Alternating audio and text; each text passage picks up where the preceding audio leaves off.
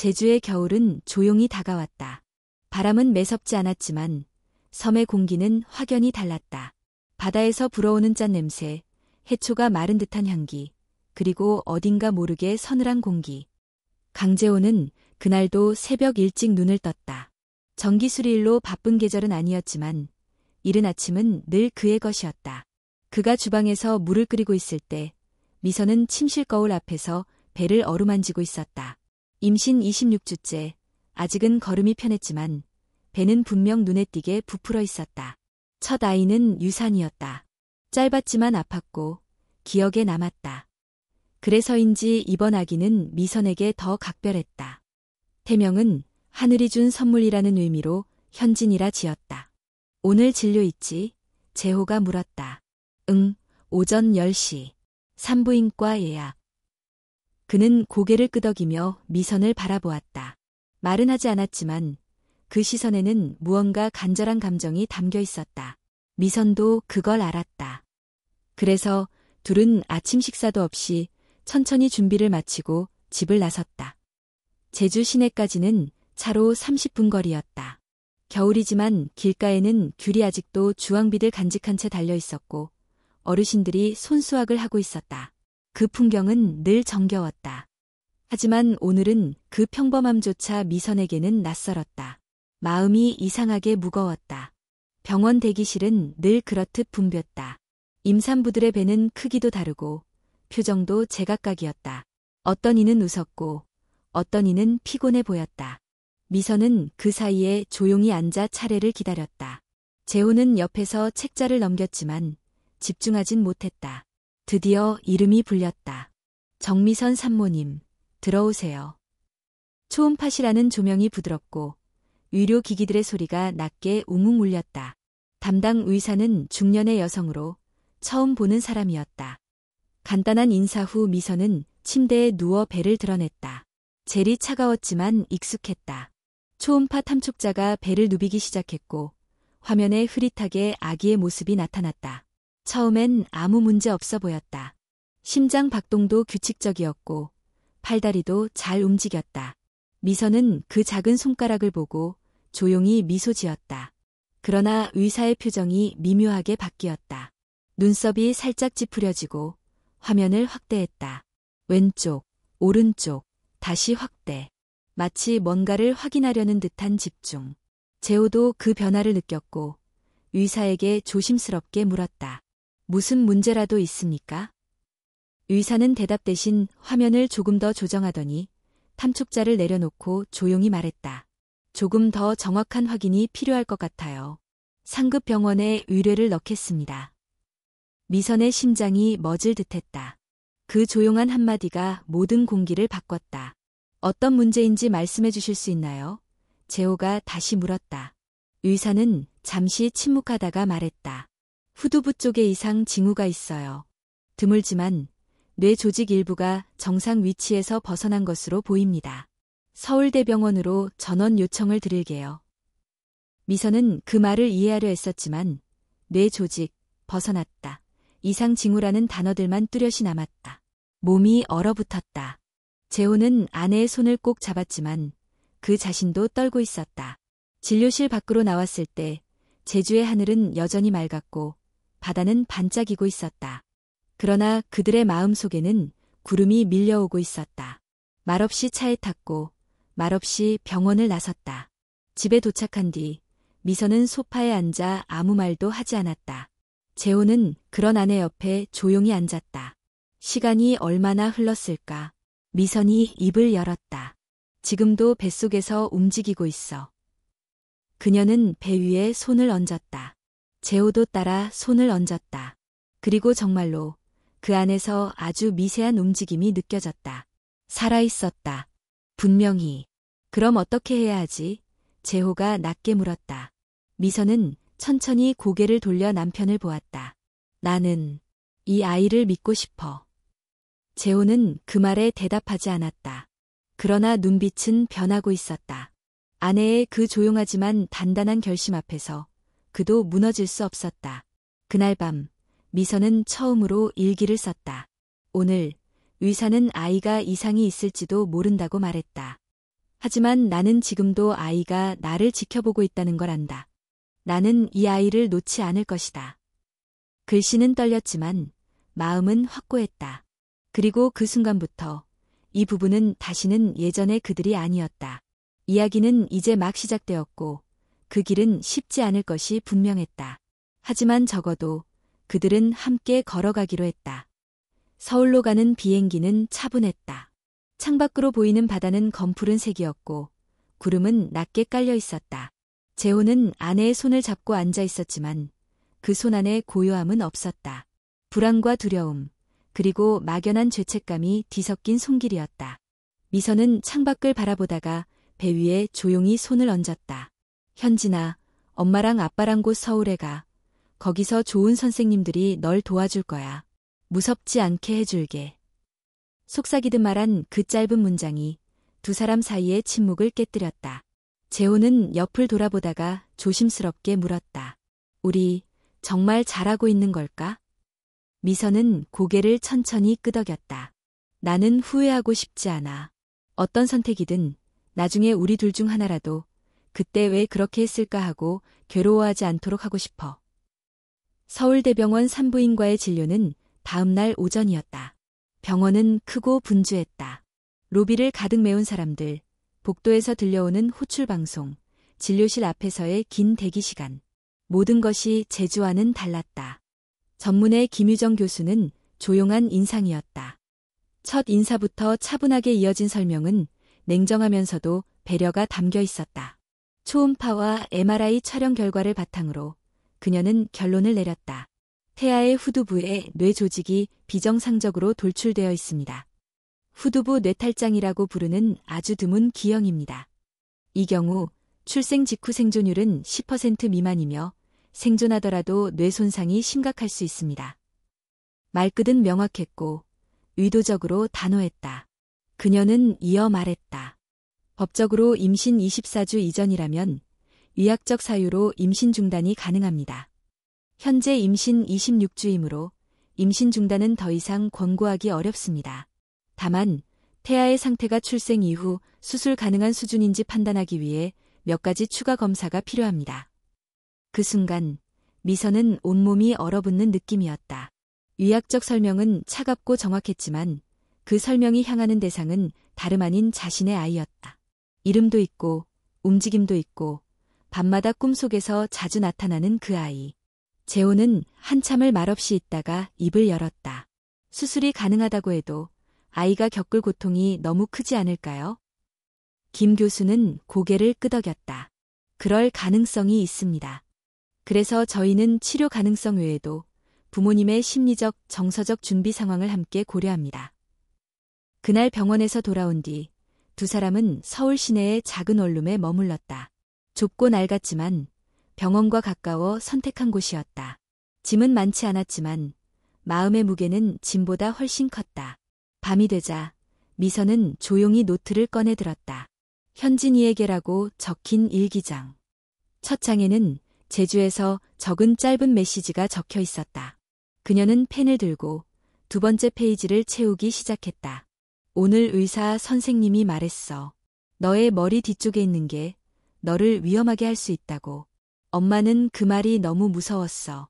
그런데 너는 오늘도 뱃속에서 움직였지. 그 작은 발길질이 엄마에게 나 여기 있어요라고 말하는 것 같았어. 엄마는 그 목소리를 절대 무시할 수 없어.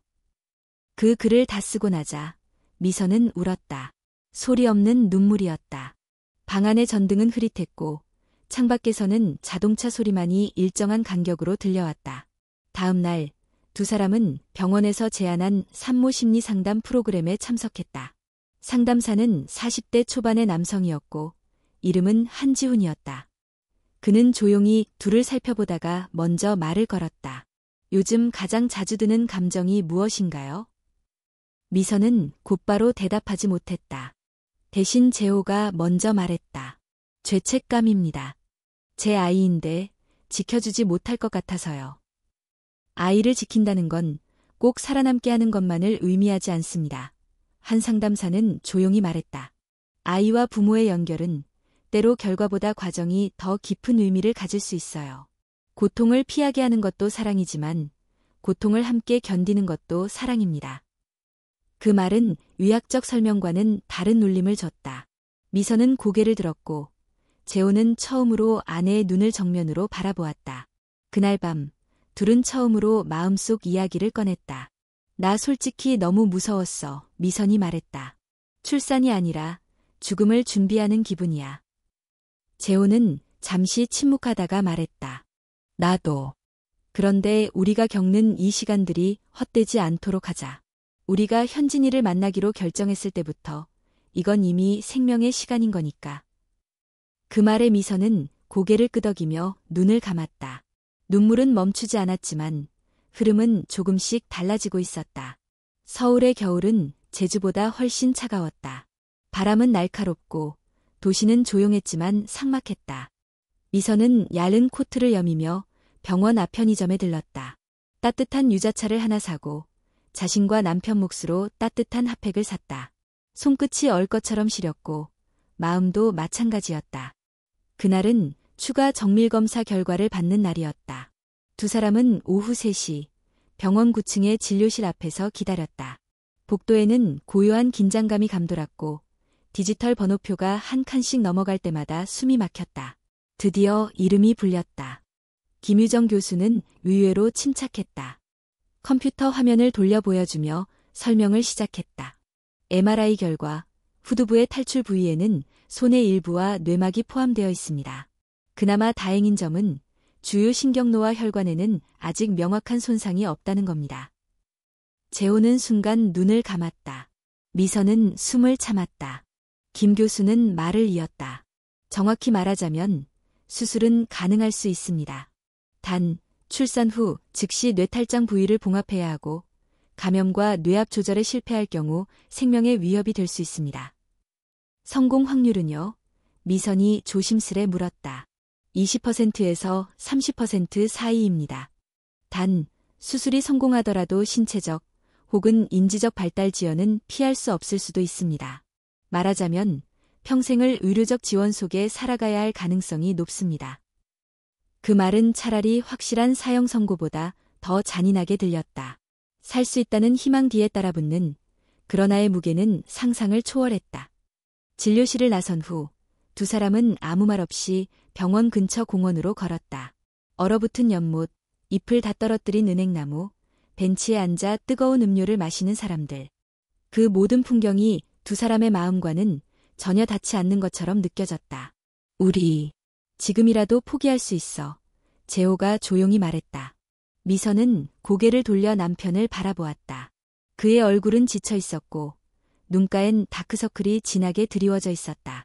내가 힘들까봐 그래. 내가 이 모든 걸 감당해야 하잖아. 내가 고칠 수도 없고 대신할 수도 없고. 그 말은 진심이었고 미선은 그것을 이해했다. 하지만 그 역시 놓을 수 없는 사람이라는 것도 그녀는 알고 있었다. 재호야, 그녀가 말했다. 우리가 아이를 살리려는 게 이기적인 걸까? 그 질문은 오래 남았다. 밤이 되어서도 침대에 나란히 누워서도 서로 등을 맞댄 채 말없이 숨을 고르며 그 질문에 대한 답을 찾으려 했었다. 잠들기 직전 미선은 다시 일어나 일기장을 펼쳤다. 전날보다 손놀림은 조용했지만 단단했다. 현진아, 오늘 의사 선생님이 말했단다. 너는 태어나자마자 수술을 받아야 하고 살아남더라도 평범한 아이들과는 다를 수 있다고 했어. 엄마는 그 말을 듣고 무서웠어. 그런데 엄마는 여전히 내가 발로 차는 걸 느끼고 있어. 너는 엄마에게 계속 말하고 있는 것 같아. 엄마, 나 여기 있어요. 엄마는 그 목소리를 외면하지 않을게. 재호는 옆에서 조용히 그 글을 읽고 있었다. 아무 말도 하지 않았지만 갑자기 자리에서 일어나 어디론가 나갔다. 몇 분 후 그는 작은 공책 하나를 들고 돌아왔다. 이거, 그가 말했다. 나도 쓰고 싶어졌어. 그 공책은 빈 노트였다. 그는 그날 밤 짧은 글을 하나 남겼다. 현진아, 사실 난 무서워. 내가 세상에 나오는 순간 세상과 싸워야 할지도 몰라서. 그런데 내가 싸우겠다고 말하는 것 같아. 그렇다면 아빠는 옆에 있을게. 너 혼자 싸우지 않도록. 그것은 말로 하지 못했던 다짐이었다. 그리고 그 순간부터 두 사람은 완전히 같은 곳을 바라보기 시작했다. 며칠 후 병원에서는 출산 계획 회의가 열렸다. 소아신경외과, 소아외과, 신생학과, 마취과, 산부인과 등 여러 분야의 전문의들이 참석했다. 팀회의 결과 제왕절개를 통한 출산 직후 1시간 내에 수술 준비가 완료되어야 하며 뇌압 조절 장치 삽입과 동시에 탈장 부위를 봉합하는 긴급 수술이 계획되었다. 의료진은 마지막으로 물었다. 부모님의 결정은 확고하십니까? 재호와 미선은 나란히 앉아 있었다. 잠시 서로를 바라보았다. 두 사람의 눈은 붉었지만 흔들리지 않았다. 네, 우리는 이 아이를 지키고 싶습니다. 미선이 먼저 말했다. 가능한 모든 방법을 써주세요. 재호가 덧붙였다. 의료진은 고개를 끄덕였고 회의는 종료되었다. 병원 복도를 나서던 중 미선은 복도 벽에 붙어있는 한 문구를 보았다. 희망은 확률이 아니라 마음의 방향이다. 그 문구를 보고 그녀는 처음으로 미소를 지었다. 그날 밤 그녀는 현진이에게 마지막으로 제주 사투리 섞인 목소리로 말을 걸었다. 우리 현진이 곧 만나자. 엄마랑 아빠 너 믿고 있어. 그리고 비로소 두려움은 조금 물러섰다. 이젠 후회가 아니라 다짐이 남아있었다. 출산일이 점점 다가오고 있었다. 2월 초 서울의 바람은 살을 애는 듯 차가웠고 그 바람 속에서 미선은 매일 아침 병원 근처를 산책했다.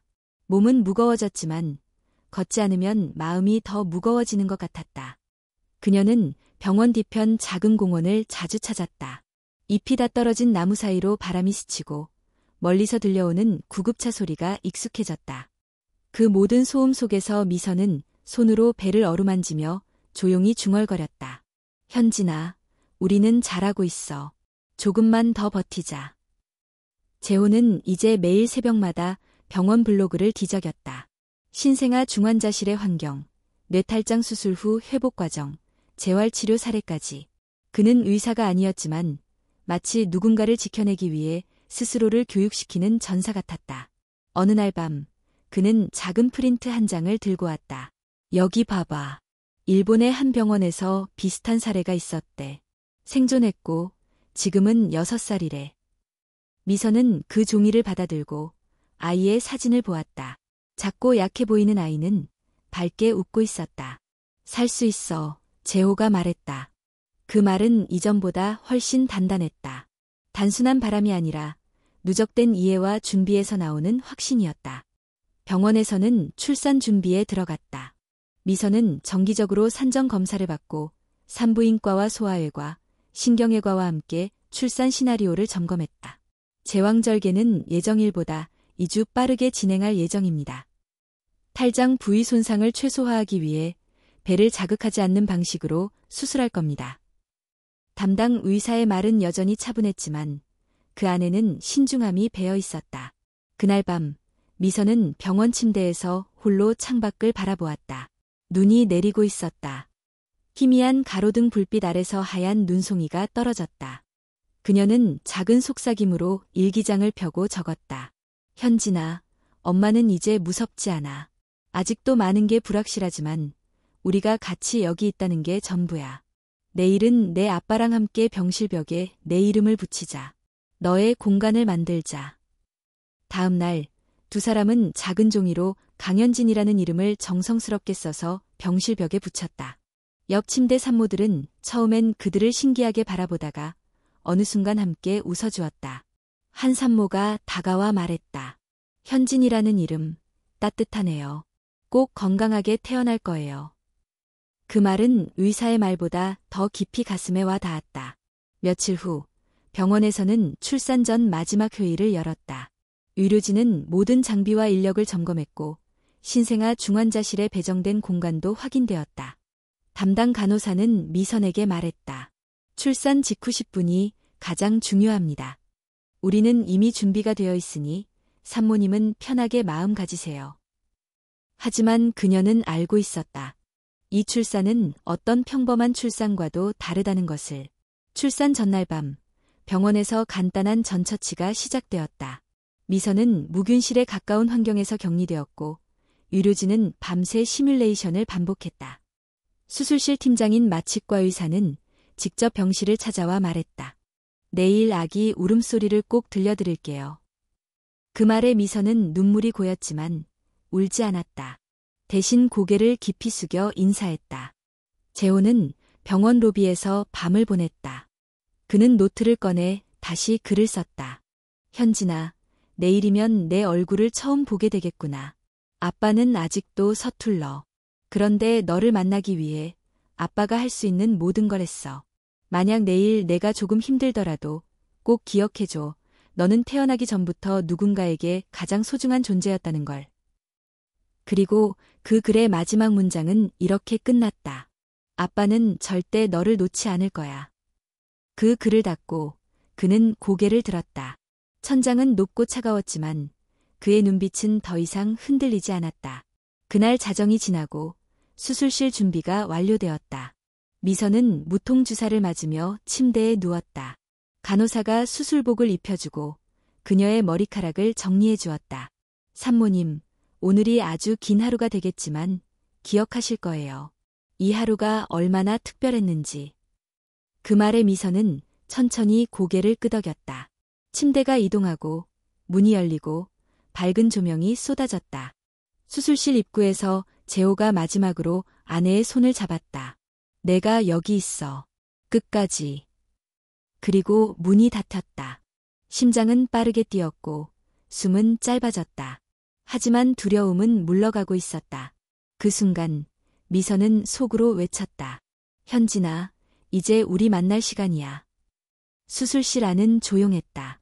아니, 조용해야만 했다. 수술 전 최종 점검을 끝낸 의료진은 각자의 위치에서 마스크를 조정하고 장갑을 다시 고쳐 끼며 마음을 다잡았다. 누군가가 쓴 기록지에는 신생아 뇌탈장 응급출산 케이스라는 문구가 적혀 있었고 담당 외과의의 사인은 그 옆에 작게 흔들리고 있었다. 미선은 수술대에 누워 천장을 바라보았다. 조명이 눈부셨지만 눈을 감을 수 없었다. 마취는 이미 시작되었고 하반신의 감각은 서서히 사라졌다. 심장은 빠르게 뛰었고 속으로는 현진의 이름을 계속해서 불렀다. 강현진, 강현진, 강현진. 그 이름이 입안에서 맴돌았고 머릿속에서 울렸다. 어쩌면 지금 이 순간 그녀가 할 수 있는 가장 강한 기도는 그 이름을 부르는 일이었다. 산모 상태 안정적입니다. 태아 심박수 정상 범위 유지 중. 복부 절개 시작합니다. 차가운 수술 도구의 소리, 장비의 삑삑거리는 알람음, 마취과 의사의 낮은 음성. 그 모든 것들이 마치 다른 세계의 소리처럼 느껴졌다.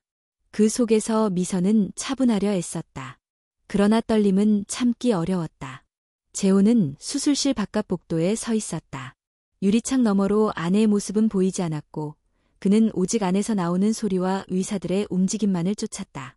손에는 작은 수첩이 들려 있었고 그 안엔 이미 10장이 넘는 글이 적혀 있었다. 그는 그 수첩을 가슴에 꼭 안고 입술을 굳게 다물고 있었다. 수술은 계획대로 진행되었다. 자궁 절개에 이르기까지 모든 절차는 정확했다. 그러나 탈장 부위가 예상보다 더 넓게 퍼져 있었다. 손의 일부가 탈출 상태, 조심스럽게 들어올립니다. 혈관 손상 없이 진행 중. 이제 태아 분만 시작합니다. 의사는 천천히, 그리고 아주 조심스럽게 아기의 몸을 들어올렸다. 그 작은 몸은 너무도 작고 연약해 보였다. 머리 뒷부분의 탈장 부위는 특수 보호 장비로 가려졌고 곧바로 대기 중인 소아엘과 팀으로 넘겨졌다. 호흡 여부 확인. 심박수 약하지만 존재. 울음 없음. 기도 확보 시작. 수술실 안의 공기가 순간 얼어붙었다. 의료진의 손놀림은 빨라졌고 간호사는 작게 외쳤다. 호흡 보조기 준비됐습니다. 마취과 의사가 현진의 얼굴을 살펴보며 말했다. 기도 확보 완료. 산소 공급 시작. 그러나 여전히 아이는 울지 않았다. 미선은 그 사실을 몰랐지만 직감적으로 무언가가 이상하다는 걸 느꼈다. 그녀는 고개를 옆으로 돌리려 했지만 몸은 말을 듣지 않았다. 눈가에 눈물이 맺혔다. 아니, 이미 흘러내리고 있었다. 현진아, 울어야 해. 울어야 한다. 그 순간, 우익, 아앙. 짧고 날카로운 울음소리가 수술실을 가로질렀다. 처음에는 약했지만 이내 분명하고 강해졌다. 의료진은 잠시 숨을 멈췄다가 눈빛을 주고받았다. 울었습니다. 자발 호흡 시작. 체온 유지 중. 그 짧은 울음은 그 자리에 있는 모든 사람에게 하나의 메시지를 전했다. 나는 살고 싶다. 수술실 바깥, 복도를 지키던 재호는 그 울음소리를 들었다. 그는 벽에 기대 잠시 고개를 떨궜다. 눈물이 멈추지 않았다. 그는 조용히 속삭였다. 고맙다, 현진아. 사라져서 고맙다. 아이의 울음은 곧 안정되었고 신생아 중환자실로 옮겨졌다. 수술 전 준비된 특수 인큐베이터 안에 조심스럽게 누인 현진은 아직 눈을 뜨지 않았지만 호흡은 점점 안정세를 보였다. 담당 간호사가 수술실 밖으로 나와 재호에게 말했다. 아버님, 아이 울었어요. 지금 중환자실로 이동했습니다. 상태는 우리가 기대한 것보다 훨씬 좋아요. 재호는 벽을 짚고 한 걸음 물러섰다. 다리가 풀릴 것 같았다.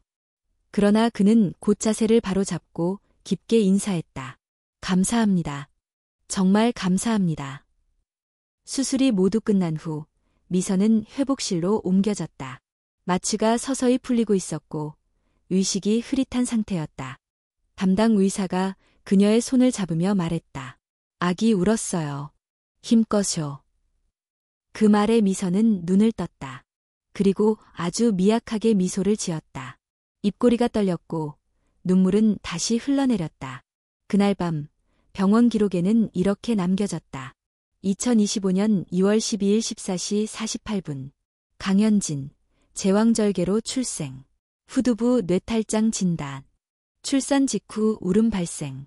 생명력 확인됨. 응급처치 후 신생 아중환자실 이송. 현재 안정 상태. 그리고 그 기록 아래 소아외과 김정수 교수는 직접 한 문장을 더 적었다. 이 아이는 살아남기 위해 태어났다. 현진의 울음은 분명 기적이었다. 의료진도, 부모도, 누구도 그 순간을 잊을 수 없었다. 미선은 회복실에서 아기의 울음소리를 다시 떠올리며 눈을 감았다. 짧지만 분명한 그 울음은 그녀에게 한 줄기 빛 같았다. 하지만 기적은 그리 오래가지 않았다. 출산 후 3일째 되는 날, 병실로 들어온 간호사의 얼굴은 긴장감으로 굳어 있었다. 그녀는 조용히 말했다. 산모님, 지금 중환자실에서 연락이 왔어요. 현진이 체온이 갑자기 오르고 경련 비슷한 증세가 있어서 검사를 진행 중입니다. 순간 병실의 공기가 무너졌다. 미선은 침대에서 몸을 일으키려 했지만 수술 상처가 여전히 아팠다. 그녀는 간호사의 팔을 붙잡고 물었다. 지금 상태가 많이 안 좋은 건가요? 간호사는 조심스럽게 답했다. 확정된 건 없지만 감염 가능성이 있다고 합니다. 뇌내 염증 반응이 보이면 수술이 어려워질 수도 있어서요. 그 말은 단칼에 희망을 잘라냈다. 조금 후 병원 측에서 담당 의사 김유정 교수가 직접 병실을 찾았다.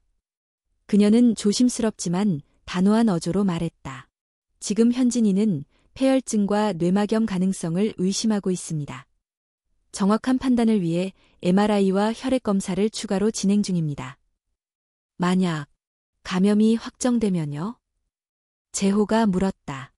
그의 목소리는 마른 나뭇가지처럼 부서질 듯했다. 그 경우 뇌압 조절 수술 자체가 불가능해질 수 있습니다. 또 생명 유지 자체가 위태로워질 수 있습니다. 말이 끝나자 병실 안은 침묵으로 가득 찼다. 미선은 아무 말도 하지 않았다. 재호는 그녀의 손을 잡았지만 그 손은 싸늘하게 식어가고 있었다. 그날 밤 두 사람은 처음으로 병실 안에서 다투었다. 이제 그만해야 하지 않을까? 재호가 말했다. 혹시 아이가 이 고통을 겪지 않는 게 더 나은 선택이라면. 미선은 남편을 바라보았다. 눈에 눈물이 맺혀 있었지만 목소리는 단단했다. 내가 지금 말하는 게 포기하자는 거야?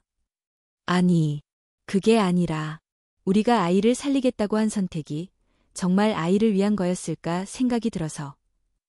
너무 힘드니까 그런 생각이 드는 거 알아. 하지만 난 여전히 현진이가 나한테 살고 싶다고 말하고 있다고 느껴. 재호는 고개를 떨궜다. 그는 아내의 말에 반박할 수 없었다. 그는 현진의 울음을 들었고 그 울음에 분명 생명의 의지가 담겨 있었다. 그날 밤 미선은 병원 침대 옆 작은 책상에 앉아 다시 일기를 썼다. 현진아, 오늘 너는 열이 나고 숨이 가빠졌대. 엄마는 너무 무서웠어. 그런데 이상하게도 너는 아직 싸우고 있다는 느낌이 들어. 의사 선생님은 조심스럽게 말했지만 엄마는 알아. 너는 아직 포기하지 않았어. 그러니까 엄마도 포기하지 않을게. 그 글을 쓰고 있던 순간 병실 문이 조심스럽게 열렸다. 간호사가 조용히 말했다. 아버님, 어머님, 현진이 검사 결과가 나왔습니다. 두 사람은 곧바로 의료진 상담실로 향했다. 김유정 교수가 검사지를 손에 들고 앉아 있었다. 다행히 폐혈증은 부정됐습니다. 그러나 뇌내 미세 염증 반응은 감지되고 있습니다. 지금은 항생제로 조절 중이며 수치가 떨어지면 수술 가능성은 열려 있습니다. 얼마나 기다려야 하나요? 48시간이 관건입니다. 그 안에 염증 수치가 낮아지면 바로 수술 일정을 잡겠습니다. 그 말은 다시 한번 기회의 문이 열렸다는 뜻이었다. 하지만 그 문은 여전히 위태로웠고 언제 닫힐지 알 수 없었다. 다음 이틀 동안 미선과 재호는 거의 잠을 자지 않았다. 미선은 수시로 기도했고 재호는 현진이의 호흡기와 수치 모니터를 계속 확인했다. 48시간 후 오전 6시 40분 김 교수에게서 연락이 왔다. 염증 수치, 안정권 진입했습니다.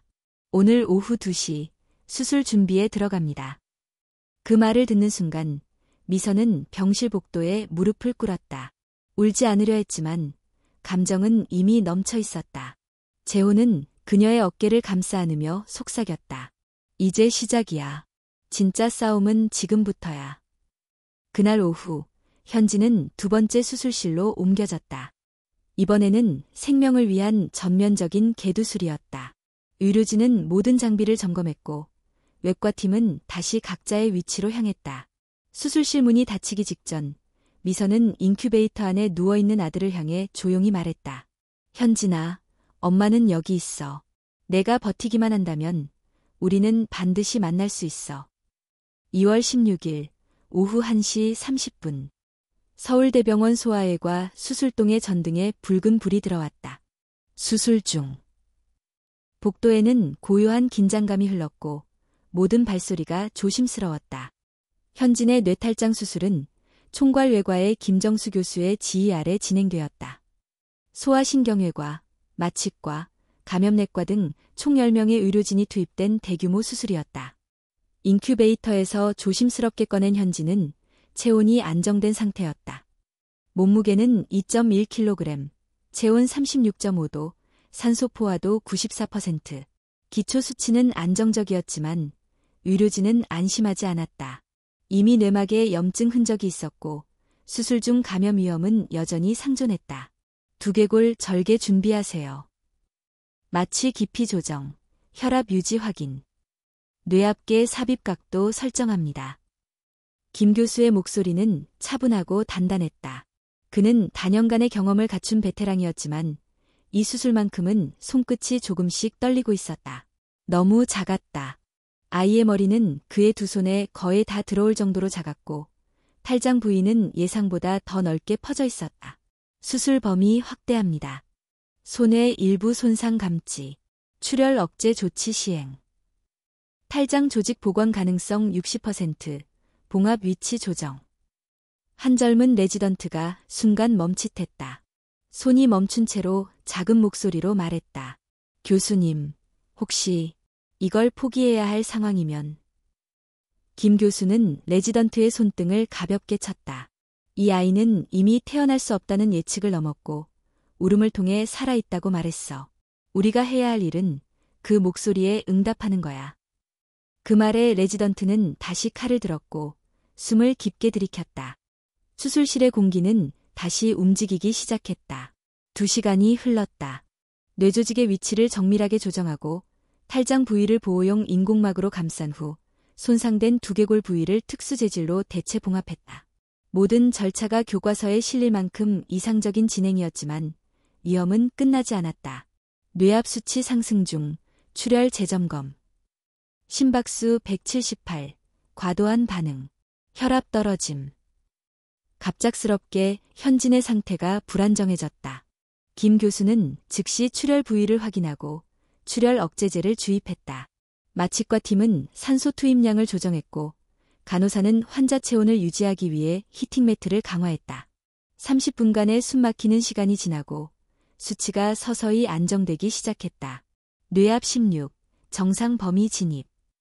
출혈 멈춤 확인. 수술 마무리 진행합니다. 총 4시간 37분의 수술. 의료진 모두가 이마에 땀을 흘리고 있었다. 마지막 봉합 완료. 아이 상태 유지 양호. 회복실로 이송합니다. 김 교수는 수술복을 벗으며 그 자리에서 한숨을 크게 내쉬었다. 그 한숨에는 모든 긴장이 담겨 있었다. 복도 한쪽에서는 재호가 초조하게 서 있었다. 수술 중간중간 전해진 소식은 일부뿐이었고 정확한 결과는 들을 수 없었다. 그는 손에 꼭 쥔 일기장을 펼쳐 오늘도 짧은 글을 남겼다. 현진아. 지금쯤이면 내 머리 위에서 수많은 사람들이 너를 살리기 위해 싸우고 있을 거야. 그 싸움이 결코 헛되지 않기를, 너의 이름이 무사히 다시 불리기를. 아빠는 여기서 기다리고 있을게. 그 순간 수술실 문이 열렸다. 담당 간호사가 걸어 나왔다. 얼굴에는 지친 기색이 역력했지만 입꼬리엔 희미한 미소가 떠올라 있었다. 강현진 군, 수술 성공적으로 마쳤습니다. 재호는 눈을 질끈 감았다. 그리고 천천히 숨을 내쉬었다. 그 숨은 수많은 기도와 절망, 그리고 안도의 결실이었다. 같은 시각, 미선은 병실 침대에서 대기 중이었다. 그녀도 아직 현진의 얼굴을 직접 보지 못했지만 의료진의 한 통의 전화로 모든 소식을 들었다. 산모님, 아기 수술 잘 끝났습니다. 현재 회복실에서 모니터링 중입니다. 그 말에 미선은 손을 입에 가져가 울음을 삼켰다.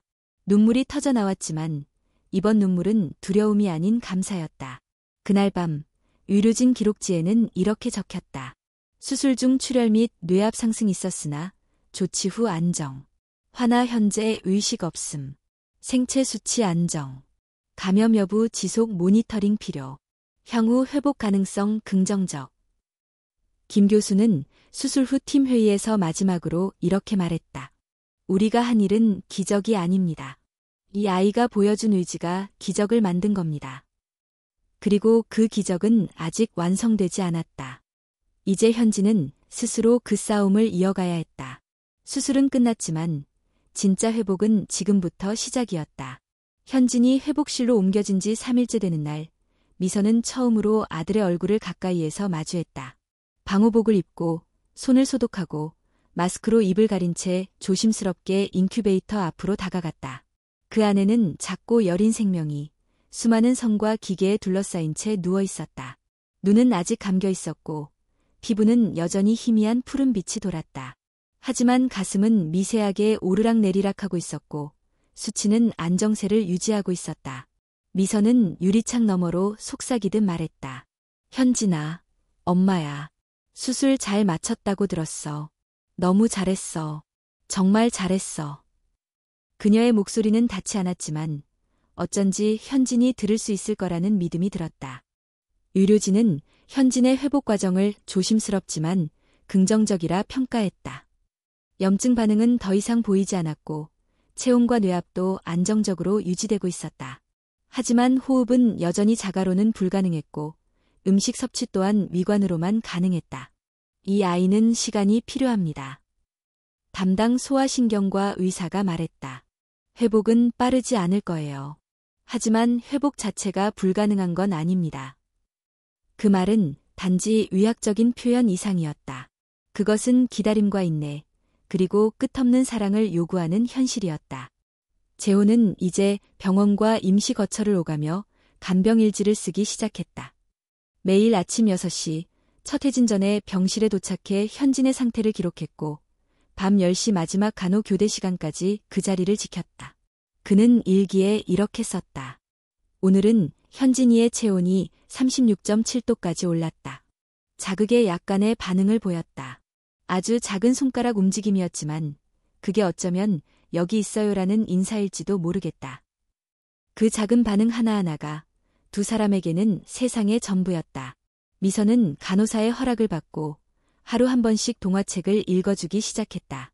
유리창 너머로 들릴지조차 확신할 수 없었지만 그녀는 조용히 그리고 부드럽게 읽었다. 아기 곰이 말했어요.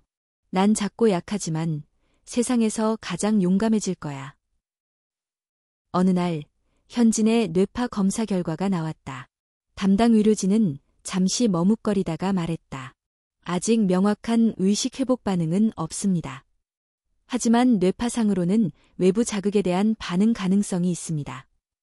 그 말은 회복이 가능하다는 의미이기도 아닐 수도 있다는 의미이기도 했다. 하지만 미선과 재호는 가능성이라는 단어에 집중하기로 했다. 하루는 병원 내 자원봉사자가 현진의 이야기를 듣고 블로그에 짧은 글을 남겼다. 기적을 기다리는 아기, 현진이라는 제목의 글이었다. 뜻밖에도 그 글은 SNS에서 빠르게 퍼졌다. 댓글들이 하나둘 달리기 시작했다. 이 아이가 꼭 살아남기를 바랍니다. 우리 아이도 중환자실에서 싸웠어요.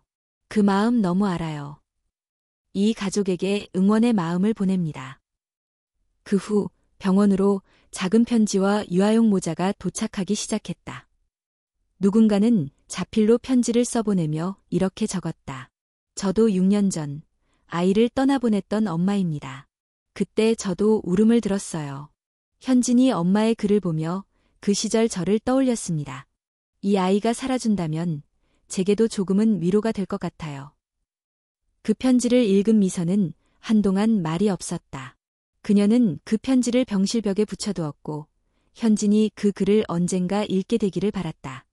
재호는 이후 현진이의 하루라는 작은 블로그를 만들었다. 매일매일 상태를 기록했고 현진이의 작은 움직임과 반응을 사진으로 남겼다. 그 블로그에는 어느새 수백 명의 방문자가 다녀갔고 어떤 이들은 익명으로 현진이 장난감을 보내오기도 했다. 하루는 간호사가 말했다. 현진이 이제 손가락에 힘을 줘요. 어머님 손가락을 잡으려는 것 같아요. 미선은 곧장 달려가 인큐베이터 앞에 섰다. 조심스레 손을 넣었고 현진의 아주 작은 손가락이 그녀의 손을 살짝 잡았다. 미세한, 그러나 분명한 접촉이었다. 그 순간 미선은 아무 말도 하지 못했다. 눈물이 그저 흘러내렸고 가슴 깊은 곳에서 무언가 무너지고 또 다시 세워지는 느낌이었다. 그날 밤 그녀는 일기에 이렇게 썼다. 현진아, 오늘 너는 내 손을 잡았어. 아주 작고 약했지만 엄마는 알아. 그건 내가 보내는 신호야. 엄마, 나 여기 있어요. 엄마도 말할게. 그래, 아들아. 엄마도 여기 있어. 의료진은 아직 의식 회복이라는 단어를 조심스러워했지만 부모에게는 이미 충분한 신호였다. 작은 손짓 하나, 눈꺼풀의 미세한 떨림, 체온의 0.1도 변화까지도 그들에겐 기적의 조각이었다. 현진의 회복은 그렇게 하루 한 걸음씩 진행되고 있었다. 아주 느렸지만 분명한 걸음이었다. 현진이의 손가락이 처음으로 엄마의 손을 잡은 날 이후 병실 안의 공기는 눈에 띄게 달라졌다. 여전히 인큐베이터 안에 누워 있었지만 아이는 더 이상 움직이지 않는 존재가 아니었다. 간호사는 매일 아침 이렇게 말했다. 오늘은 눈꺼풀이 조금 더 많이 떨렸어요. 소리에 반응하는 것 같아요. 이름 부르면 미세하게 고개를 돌립니다. 그 작은 변화들이 쌓여 일주일 후 현진은 스스로 눈을 떴다.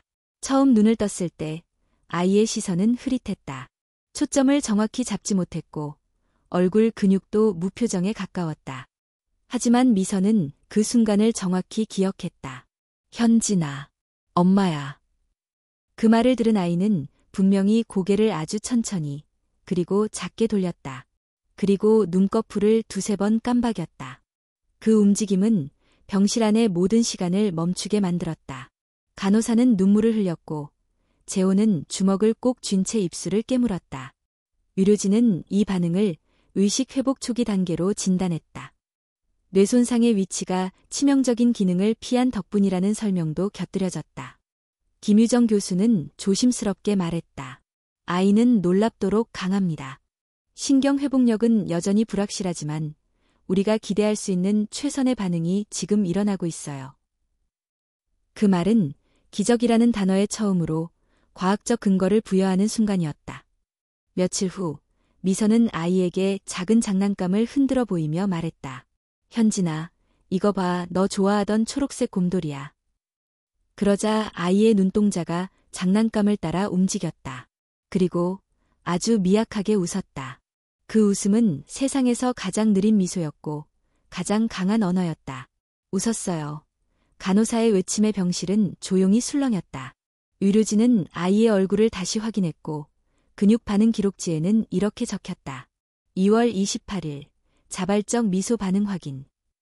그날 밤 재호는 블로그에 이렇게 썼다. 오늘 현진이는 웃었습니다. 웃었다는 게 이렇게까지 기적처럼 느껴질 수 있다는 걸 오늘 처음 알았습니다. 이 미소 하나로 지난 몇 달의 고통이 사라졌습니다. 이 글은 곧 온라인에서 화제가 되었다. 몇몇 매체는 블로그 내용을 기사화했고 울지 못할 운명이었던 아이의 웃음이라는 제목으로 소개했다. 수많은 사람들이 댓글을 남겼다. 현진이 정말 대단합니다. 이 부모님의 사랑이 결국 아이를 깨운 것 같아요. 우리 모두가 당신들을 응원하고 있습니다.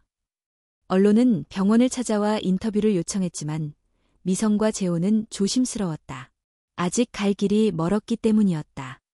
그러나 김 교수는 기자들에게 짧게 말했다. 의학적으로 설명할 수 없는 회복도 존재합니다. 그럴 때 우리는 그것을 사랑의 결과라 부릅니다.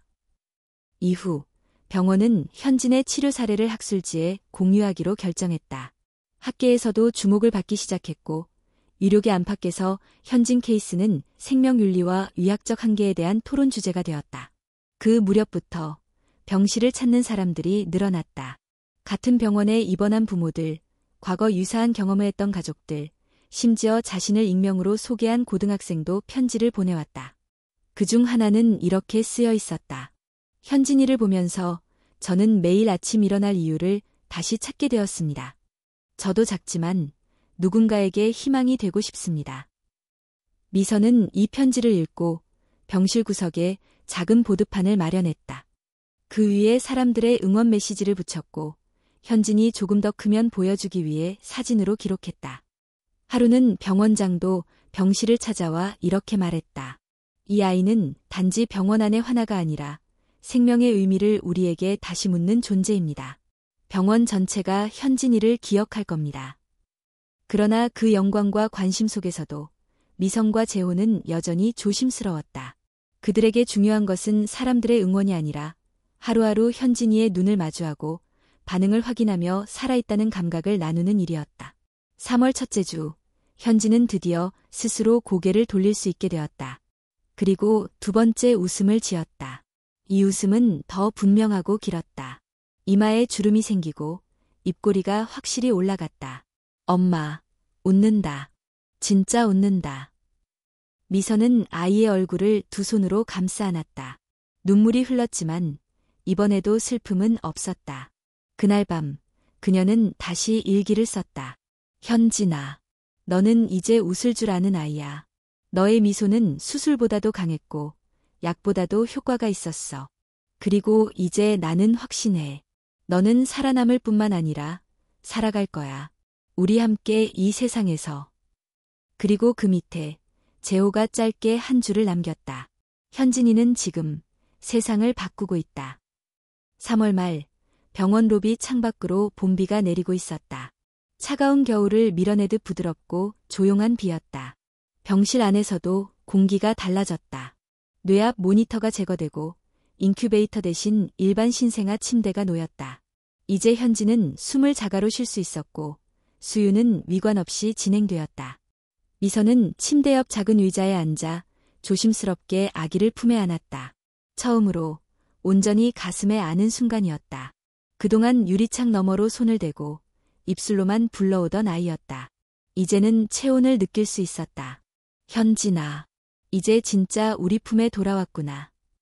아이의 눈동자가 천천히 엄마를 바라봤다. 초점이 맞고 있었다. 그리고 입꼬리가 살짝 올라갔다. 또 한 번의 미소였다. 이 미소는 이 가족에게 돌아왔다는 선언이었다. 담당 의료진은 퇴원을 조심스럽게 논의하기 시작했다. 다음 주 중으로 집으로 가는 걸 준비해도 좋겠습니다. 아직 외래 치료와 재활은 필요하지만 더 이상 중환자실 환경은 필요 없습니다. 그 말에 미선은 눈을 감고 한동안 말이 없었다. 그 침묵은 오랜 기다림 끝에 얻은 작은 승리의 시간이었다. 며칠 뒤 재호는 현진을 위해 아기용 카시트를 병원에 가져왔다. 처음 보는 새 물건에 간호사들이 웃으며 말했다. 이제 진짜 나가는 거네요. 현진이 병원 인기 스타가 떠난다니까 섭섭해요. 현진은 아직 말할 수 없었지만 모든 감정을 안고 있었다. 그 눈빛, 작은 손짓 하나하나가 고마움과 작별 인사를 대신하고 있었다. 퇴원 당일 병원 로비에는 뜻밖에도 몇몇 익명의 응원자들이 찾아왔다. 블로그와 기사로 소식을 접한 사람들이었다. 어떤 이들은 멀리 지방에서 올라왔고 어떤 이들은 꽃 한 송이만 들고 조용히 인사했다. 그중 한 할머니는 현진을 바라보며 말했다. 이 아이는 우리 모두의 희망이에요. 저도 잊지 않을게요. 재호와 미선은 깊이 고개 숙여 인사했다. 수많은 얼굴, 수많은 이야기, 그리고 하나의 아기를 통해 연결된 이름 모를 공동체. 그것은 이 가족이 얻은 가장 큰 선물이었다. 병원 문을 나설 때 현진은 작은 소리를 냈다. 마치 나 간다고 말하는 것 같았다. 서울 하늘 아래 봄 햇살이 잠시 얼굴을 내밀었다. 제주로 돌아온 건 4월 초였다. 바람은 여전히 차가웠지만 귤밭은 푸르름을 다시 품기 시작했고 바다는 조용히 반짝이고 있었다. 작은 마을의 이웃들은 아이가 돌아온다는 소식에 작게 잔치를 준비했다. 간단한 떡과 과일, 그리고 수건 몇 장. 미선은 아이를 안고 그 자리에 섰다. 현진은 조용히 사람들을 바라보며 작은 손을 흔들었다. 모두가 박수를 쳤다. 살아 돌아와줘서 고맙다. 현진아. 아이의 삶은 이제 막 시작되었다. 집에서는 작은 재활운동이 매일 진행되었고 물리치료사는 일주일에 2번 방문했다. 현진은 아직 또래보다 몸이 약하고 반응도 느렸지만 의사는 말했다. 이 아이는 시간을 스스로 만들어가고 있어요. 조급해하지 마세요. 가장 중요한 건 웃고 있다는 겁니다. 재호는 매일 아침 현진과 함께 창밖을 바라보며 말했다. 이게 내 세상이야. 현진아. 이제 내가 걸어갈 세상이지. 현진은 그의 목소리를 듣고 고개를 돌렸다. 이제 아빠 목소리를 인식할 수 있었다. 어느 날 재호는 마당에서 작은 나무를 심었다. 그 옆에 작게 이름을 적은 나무표를 꽂았다. 강현진 나무. 미선이 물었다. 왜 나무를 심었어? 재호가 웃으며 대답했다. 현진이처럼. 느리지만 뿌리 깊고 단단하게 자라길 바라서. 계절이 바뀌고 현진은 생후 6달이 되었다. 이마의 흉터는 작게 남아 있었지만 그것은 이제 자랑스러운 생존의 증표였다. 그는 여전히 작은 몸짓으로 그러나 분명히 세상과 소통하고 있었다. 가끔 밤이면 미선은 아이를 품에 안고 창밖별을 보며 속삭였다. 너는 우리에게 살아있는 기적이야. 엄마는 평생 너의 첫 울음을 기억할 거야. 그 울음이 우리 모두를 살렸어. 그녀는 여전히 일기를 썼고 마지막 페이지에는 이렇게 적었다. 우리는 이 아이를 살리려 했지만 어쩌면 이 아이가 우리를 살린 것이다. 그리고 마지막 문장 아래 재호가 다시 덧붙였다. 현진이가 웃는 하루가 계속되기를. 우리의 내일은 이 아이의 숨결 속에 있다. 그렇게 이 작은 생명은 세상의 가장 조용한 방식으로 가장 큰 질문을 던졌다. 우리는 무엇으로 살아가는가? 그리고 그 답은 바로 사랑, 기다림, 그리고 포기하지 않는 마음이었다.